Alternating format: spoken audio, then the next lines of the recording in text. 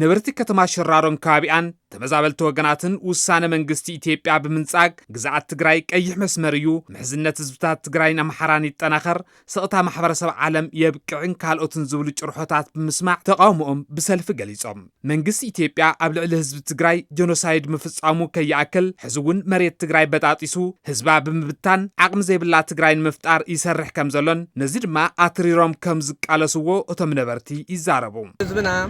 لو خملس صباح خملس نابلنا نحن بتقميت نهلنا እዞም ጸላእት ግን ናይ ውሽጥ ሽርሖም ደገዝ ወጸሉ መሬትና ቆራሪሶም ንኻሊእ ዝብሉ መሰልና ዝግህስሉ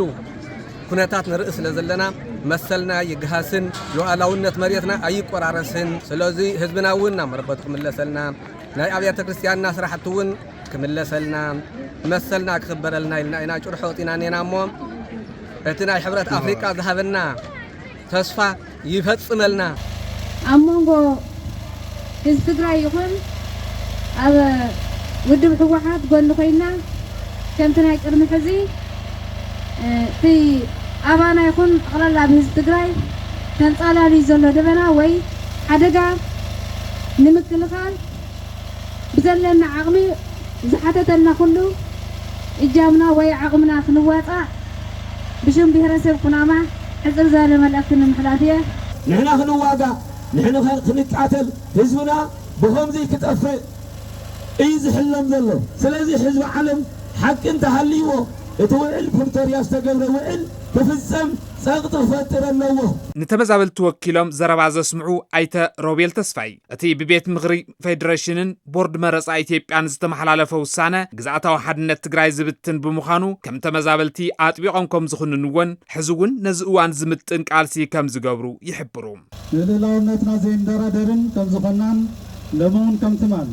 ኣብ ጎኒ መንግስትናን መሪሕ ውድብናን ሕወሓት ብምዃን ቃልስናት ተናኸርና ከም እንቕጽልን ብዛዕባ ሓድነትና ትውቱናን ዝደልዩ ሓይልታት ሕጅውን ኣብ ጎኒ ውድብና ሕወሓት ኮይና ከም እንቃለስ ደጊብና ቃልና እንሕድሰሉን እንቃለሰሉን ምዃንና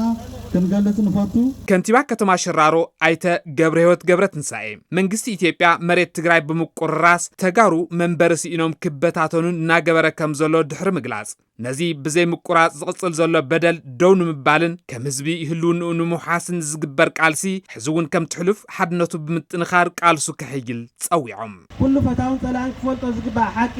እንተሃለወ ዝቁረስ መሬት ትግራይ ይኹን ዝጠፍእ ህዝቢ ከምዚ የለይ بموتواتي ولدات تعقيبو زمصه كبرن جግንነትን ህዝብ ትግራይ ኣብ ዝቦ አልበሲሑ ዘሕፍር ታሪኽ ስራሕ ዘበት አይንፈቅድም